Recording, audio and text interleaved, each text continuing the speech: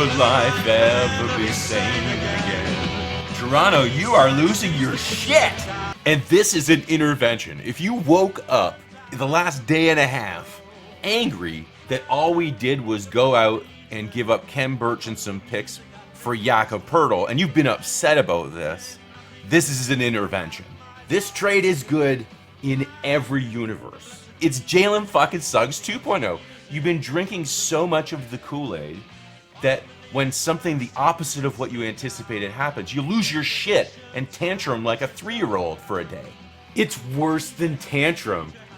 Everyone's calling to hang the DJ, hang the DJ, hang the DJ. It's not Alex Wong's fault or Will Lou's fault that they express their opinion. It's all of our fault if we're drinking so much of the Kool-Aid that we're shocked and in denial when the truth happens. The truth is, based on what happened at trade deadline, the franchise wasn't even looking at anything close to blowing up this team. Not even on its radar. Was it looking to see what it can get for its players?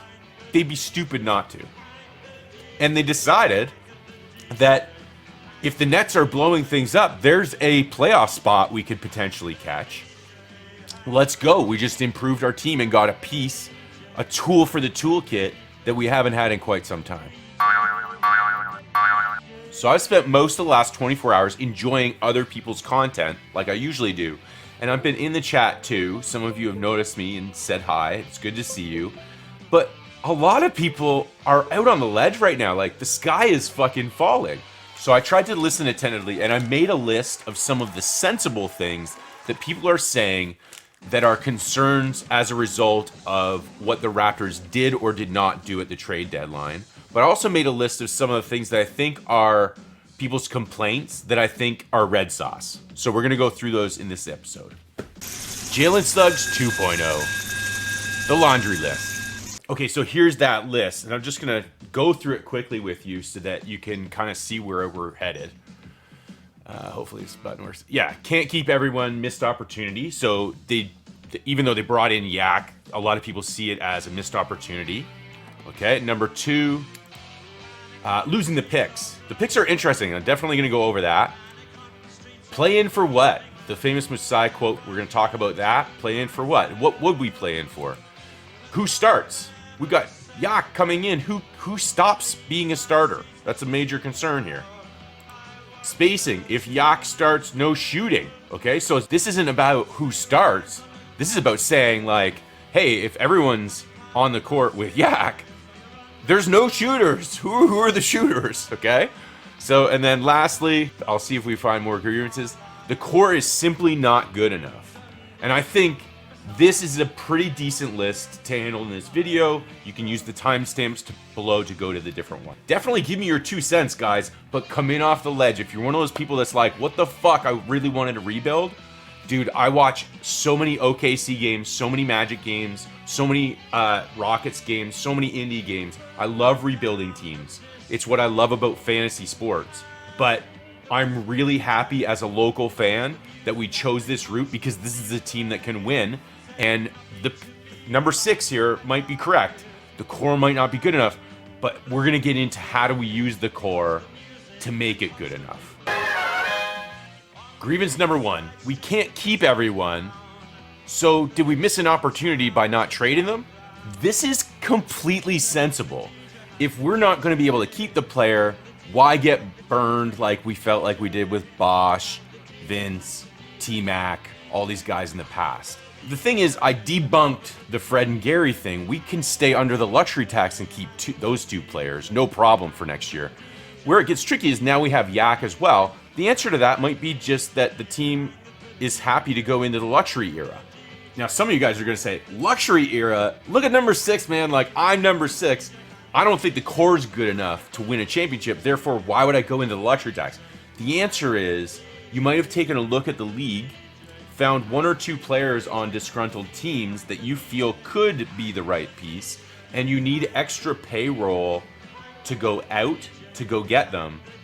Well, then you might want some bird rights on some free agents so that you can purposely overpay them and then package them up now or later to go get the fish you're really after. Okay, but what about the bag? Fred said he wants the bag. It doesn't matter what we're willing to give him. It matters who's willing to give him the most. This was brought up on Tea and Buckets. Check this out. And Fred VanVleet, the last time he was a free agent, specifically said on JJ Redick's podcast that he's going after the bag.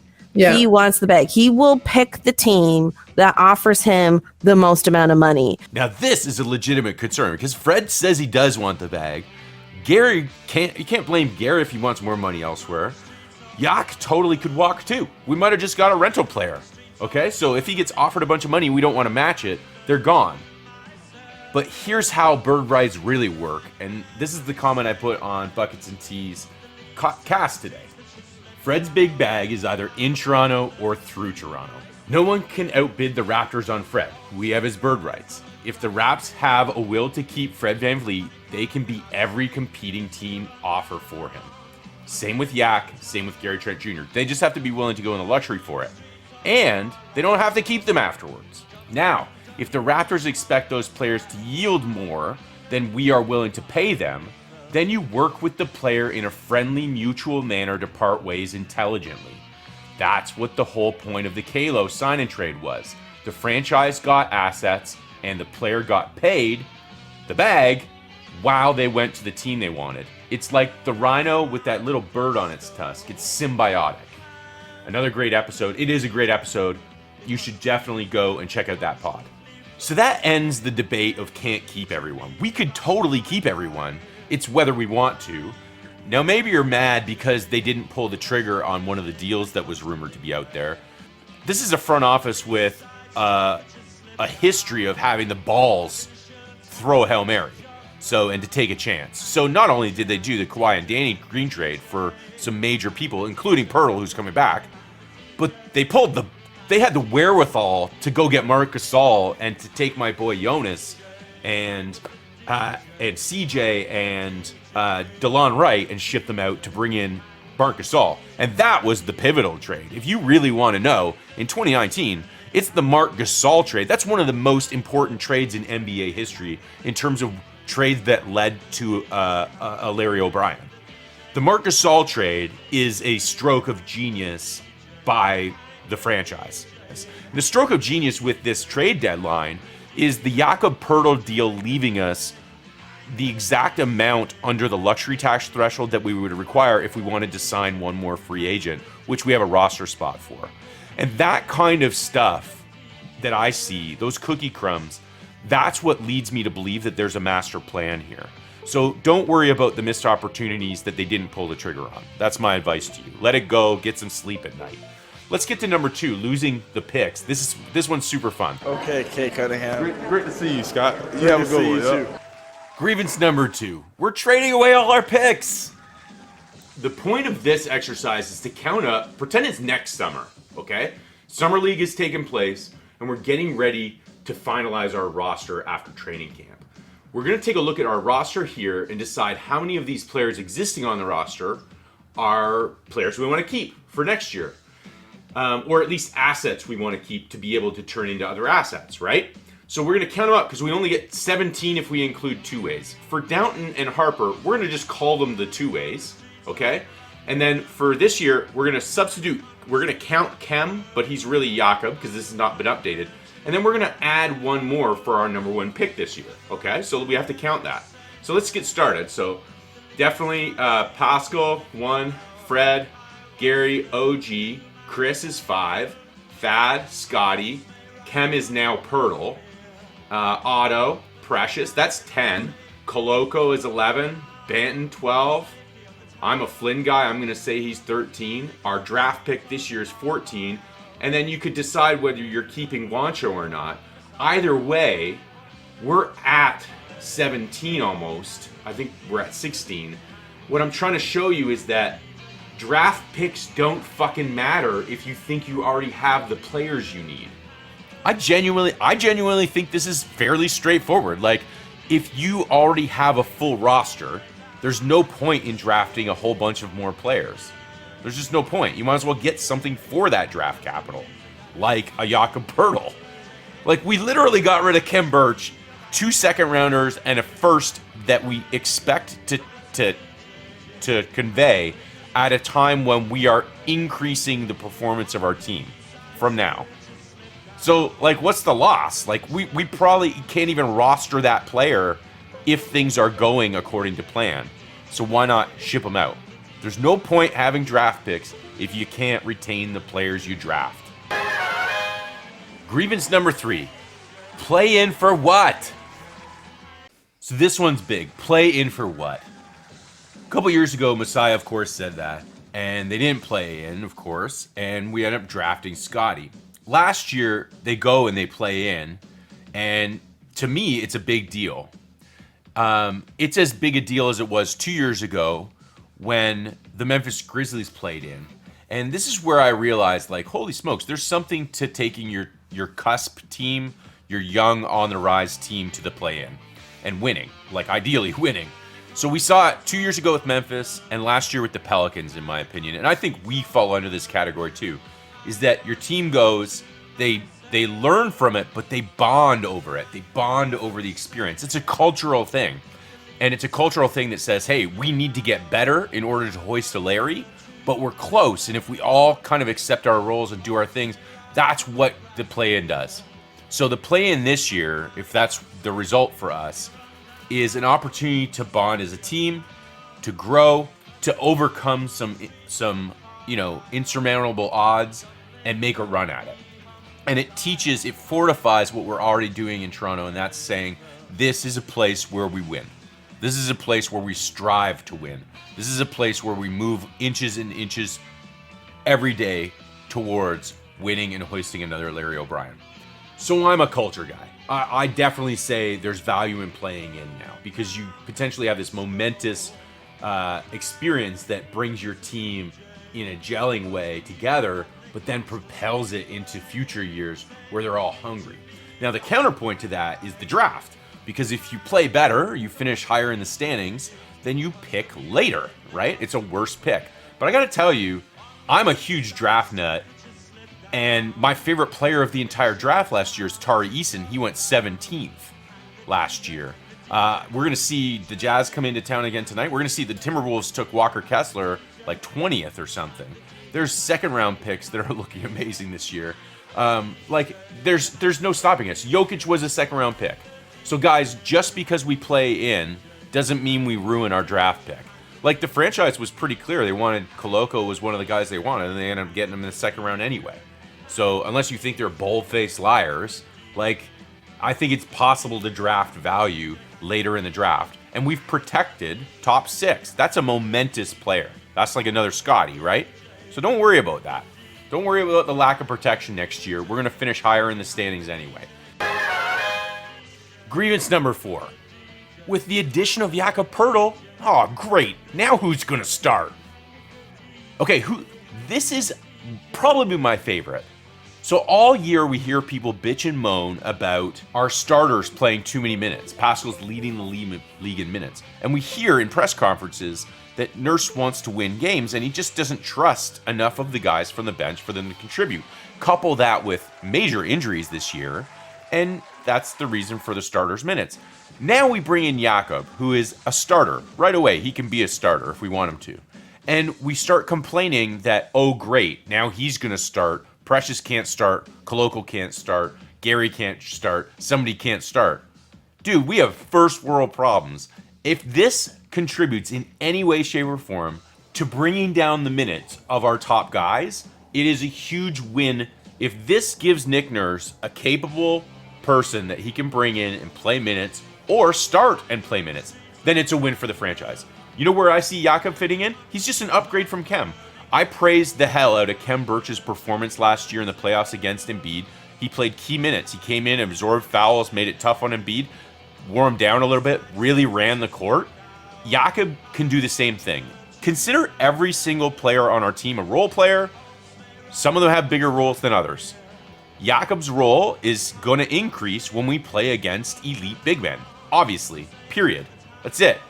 Do we care as fans who starts and who freaking finishes the game and who plays off the bench? No, I don't care. Are we winning? That's what I care about. If the players care more about starting than they do winning Larrys and playing their role, ship them out. Ship him out. If all they care about is starting, I didn't see Gary Trent complaining about coming off the bench. I saw the media complain a lot. I saw fans complain a lot. I didn't see Scottie Barnes complain when he came off the bench. I saw the media complain. I saw them make a big deal of it. Did Scottie? No. Scottie kind of looked at the camera like, whoa, this is stupid. Who Starts got better when Jakob came in because the overall team got better. Nurse has another capable guy to take minutes away from the heavily worked starting five. Confused. I can't do that. I mean, that's a Gary fit. That's a mate for sure. Just no direction. Needs help. No, I would not wear like any of that, but. Grievance number 5, spacing when Yak's on the court, shooting when Yak's on the court.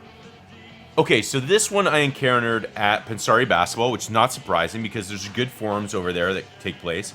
Rob was obviously disappointed with the trade deadline stuff. He wanted to kind of blow stuff up and build around Scottie's timeline. I still think we're building around Scottie, but we're building around Pascal first. It's kind of the way it goes for me. The spacing thing's for real. So the question is, if Yak's on the court and we've got all these long arm monsters and only a couple shooters, like let's say we do consider Fred, Gary, and say Malachi, the Wands, to be our shooters, then if Yak's now starting, who goes to the bench? It's kind of a carryover of who starts, but it's more important than who starts. It's who's actually going to shoot an open three if we get it to them. Let's keep in mind what our offense is. Like, our entire offense is the reason, in my opinion, for our record. We've been taking the time to let every single player on the roster know that they have a green light to dribble drive and try and force a double team or a foul call. So there's been bumps and bruises because of that, just like there was for Pascal when we had him start doing it back in the bubble playoffs, when everyone was like, oh, he's just turning the ball over constantly. It's hard to watch. We now have a whole team of guys learning to do that.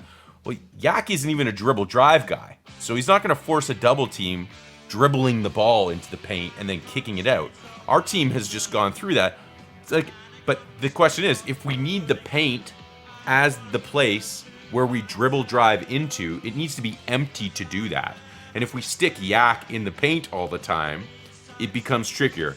I think the answer is high screens and pick and rolls. And if you watch the Spurs offense, they really used him in dribble handoffs. So you're going to see Yak in a lot of dribble handoffs. That's the first answer. And we have one of the top people in the league for pick and roll attempts. That's Pascal Siakam. So I think you're going to see pick and roll with Pascal and Yak quite often. And I think you're going to see it extend and extend and extend as Nick tinkers to Scottie, to Gary, to Fred, all these guys. Fred's going to love it right away. Let's not kid ourselves. So that's the first thing. What about the shooting? Shooting isn't just about Yak. He's not a three-point shooter, obviously, but it's about, like, when he's on the court, doesn't our three-point shooting suck already? Isn't it going to suck more now? And there's an argument to be made there. The thing is that these dribble driving kicks are what open up our open threes. And open threes, we know, have a higher percentage chance of going in.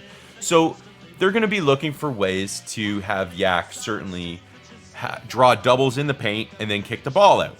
There's going to have to be some cuts going on and things like that. It's going to take some time to get used to having that big man in the paint again. And yeah, it will hurt our three-point shooting that one of the guys on the court is a big man now instead of a guy that can shoot reasonably well. Yak's not a three-point shooter. But he is one of the best shooters on the team immediately. Yak shoots 61%. You can look this up. I looked it up today. And we were having a good chuckle of it listening to Raptor Freak today. It just sucks it's all from the paint. But the thing is like, beggars can't be choosers. No matter how you slice it, having a 61% high usage shooter on the team, even if all those shots are coming from the paint, that's a very good thing for a team that shoots below 50%. It's amazing for us. So shooting, yes, I see the issue. I still want some sort of shooting guard from the draft this year with our pick. Like, that's what I'm going to be scouting is shooting guards. That's who I think we should take. I think the franchise is really after a shooting guard. Every sign points to that. They have not stopped looking for one. They just haven't found it yet. But Yak's not that. he's something else. But is he bad for shooting? No, he increases our shooting percentage overall. He just doesn't shoot threes. I don't even know where you're sitting at. Grievance number 6. This core is simply not good enough. Okay, this is the major question. Is the core good enough to win a Larry eventually? Should they be investing in all 3 of these free agents plus OG next year and Pascal after that? Or should they blow it up and go for Scottie? The thing is that I think people misunderstand how the luxury tax works. You can't just get there by blowing out a couple candles and making a wish. You can only get there through exceptions. And one of the ways that most teams do this is through bird rights. You have to be able to extend contracts to get into the luxury tax and go for it. You don't need the core you eventually win with to be on your team when you enter the luxury tax. The Raptors are positioned to enter the luxury tax for sure this year, I think. It doesn't necessarily mean they think those are the players that are going to help them win the Larry or be on the roster when they do. What it means is they're getting raises, and now those players can be packaged up with, say, Fred wants 30 this year. Fred would then be 30. We could put him with Otto, and that would be 36-6, okay? Or Gary's reported to want like 22, 24. Let's call it 24. So let's call Gary 24 next year. We could package him with Chris Boucher, let's pick, at 12. That'll be 36. So we could go after a $36 million player with those 2 contracts. This is what's important about entering the luxury tax with a variety of contract values on your roster. And that's why it's very important to understand that just because the Raptors might enter the luxury tax this year doesn't mean they think they're done with their roster. It just means they've positioned themselves well financially, and it's time to put the finishing touches on the team. 1 through 6. I hope that helps you calm down a little bit if you've been upset. I hope that addresses some of the concerns that you have. And granted, some of these, like, there's not a single one on here that isn't sensible. So if you are speaking to Raptors fans who express some of these concerns, they're not crazy. These are smart things to think about and be concerned about.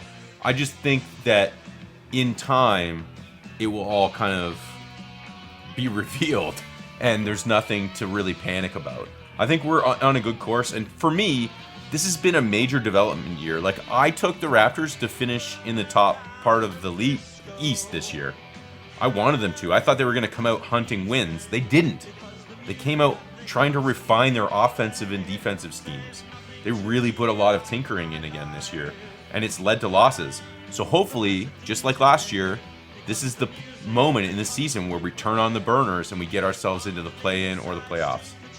Remember, it's all about the Larrys, guys, and Larrys take good culture. Hang the DJ, hang the DJ, hang the DJ. Hang the DJ, hang the DJ, hang the DJ.